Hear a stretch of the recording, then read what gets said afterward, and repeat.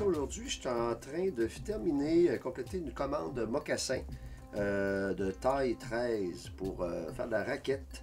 C'est un monsieur dans le coin d'Alma, au lac Saint-Jean, dans le fond, qui m'a commandé ça. Il me reste la finition de la semelle à finir, la teinture, sablage et teinture. Puis ensuite, il me reste le lacet à couper. Je vais préparer le lacet pour les pièces. Alors, le mocassin est fait en sorte de pouvoir, avec une doublure qui est rétractable, qu'on peut enlever pour le faire sécher. Ce qui est vraiment utilitaire quand tu pars en expédition, tout ça, pour pouvoir faire sécher ses bottes rapidement pour que ça sèche plus vite, parce que c'est vraiment inconfortable une botte qui est humide. C'est sûr, évidemment, un mocassin, on n'utilise pas ça sur l'asphalte. C'est vraiment fait pour aller dans le bois en raquette. C'est une semelle qui est souple, qui est flexible, confortable. Puis aussi, dans le fond, c'est tout. Il y a une doublure ici imperméable à l'intérieur, donc une deuxième doublure en plus. Puis ici en arrière, j'ai une bande de cuir, une doublure de cuir qui vient renforcer là où il va y avoir les straps de raquette. C'est en commande pour un monsieur, dans le fond, il a 70 ans, il est à la retraite, puis il a des problèmes de pied, mais il tenait à pouvoir faire de la raquette avec des bottes qui soient à sa taille. Alors voilà, c'est dur à trouver, le mocassin taille 13 sur le marché. Alors, on continue les opérations, je vous montre la suite. Donc ici, je coupe mon rebord de semelle avec le 3 en 1. C'est un couteau, ici c'est un couteau manivelle, dans le fond, qui peut venir couper, ici avec un couteau en rondelle, en disque. Puis ici, j'ai un splitter aussi à cuir pour venir amincir, ici les tranches de cuir plus épaisses. Puis ici, il y a une pièce pour venir écraser, pour des collages aussi, pour venir aplatir ou venir coller des pièces de cuir qu'on vient joindre ensemble. Alors présentement, je sable la semelle pour niveler. Mettre ça égal avant la teinture. Donc la semelle caoutchouc est collée sur une semelle de cuir végétal qui donne du corps ici à la semelle. Présentement, j'utilise ma meule pour faire mes sablages parce que mon sableur de cordonnerie n'est pas encore installé. Il est dans la grange présentement. C'est un gros équipement de 8 pieds qui fait pas loin de 2000 livres.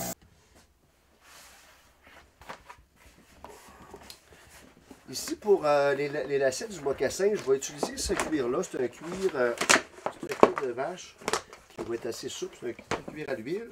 Je vais m'installer ici une pesée à chaque extrémité de mon cuir pour le garder bien tendu, comme ça. Afin de garder une belle tension sur mon cuir. Puis je me laisse dépasser mon épaisseur de cuir que je vais venir couper ici sur le rebord. Donc souvent la partie la plus longue de la peau qu'on va avoir là, sur une peau complète, ça va être le dos. On a les pattes, des empattements, ce qu'on appelle le flanc de la peau, qui va être le cou, les pattes, les cuirs, tout ça. C'est le flanc de la peau, la partie inégale. Puis la partie droite, ben, ça se trouve être la ligne du dos, parce que la peau coupe en deux. Puis c'est dans cette partie-là qu'on a vraiment la partie la plus rigide d'une peau. Donc on va aller chercher puis que aussi la fibre va être constante, avoir une rigidité constante, régulière sur toute la longueur. Tandis que sur les flancs, souvent, il va y avoir des inégalités d'épaisseur. Puis ça va être des parties qui vont être appelées plus à étirer. Pas l'avoir trop mince, il faut que ça soit assez robuste. Hop. Je vais juste amincir mes deux pointes ici. Fait que je vais voir mon laçage. Et voilà, on a nos deux lacets pour le mocassin. Et je vais venir assouplir mes cordons. Quel est ce produit? L'huile de pied de bœuf. Pour venir assouplir le cuir. Parfait, c'est beau. Hop. OK.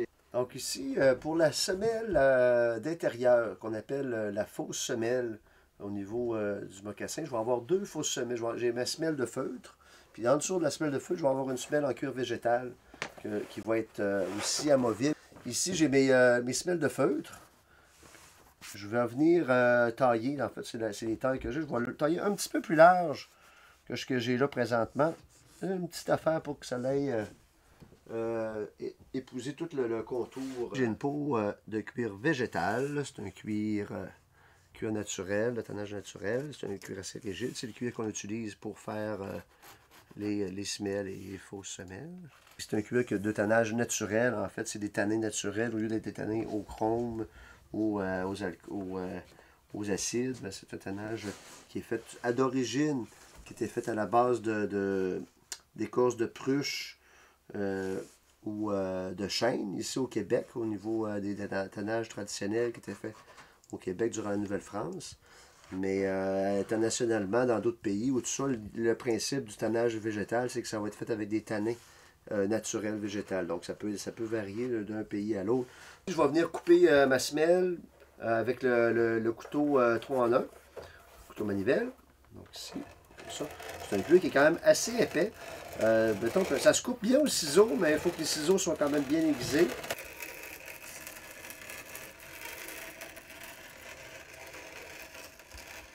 Maintenant, je vais les intégrer dans ma botte, ici. Ça vient de rentrer au fond. Mais je vérifie aussi que ça ne déborde pas trop. Comme ici, je remarque en arrière, j'étais un peu trop large. Peut-être que je vais avoir qu'on devra tailler une petite affaire ici. Je vais aller ramincir mon... juste le côté ici.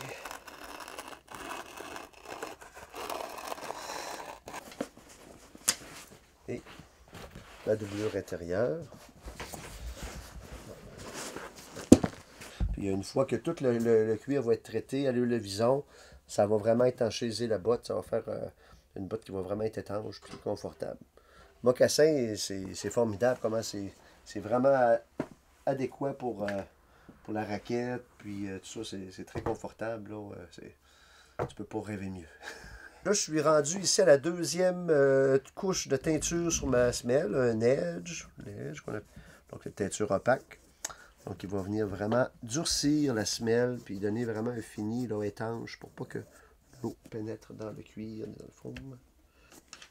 Sinon, si je mets ma graisse avant, ça va pas adhérer. La graisse va va empêcher la teinture de rentrer.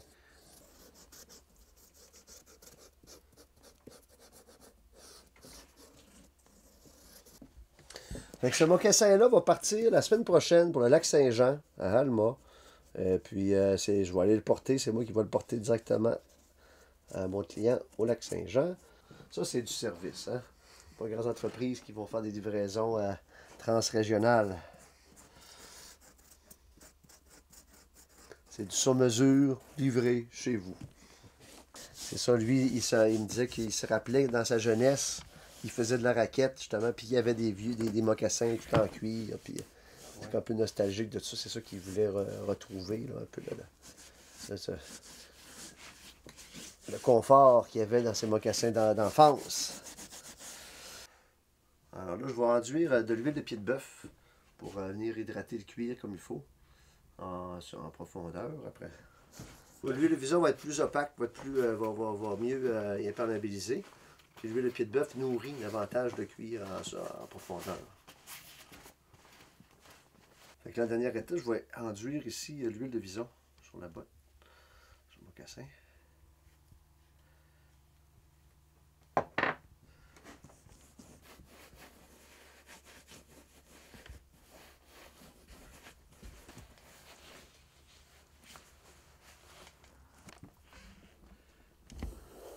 Alors c'est l'instant crucial.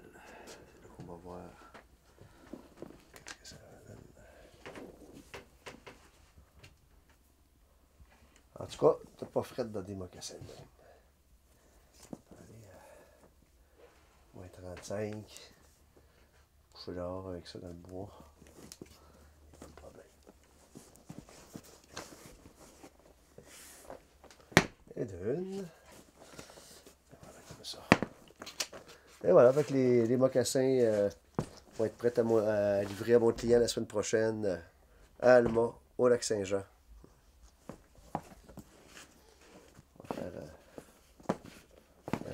Et ça, c'est pas des bottes de sortie, c'est des bottes pour aller dans le bois.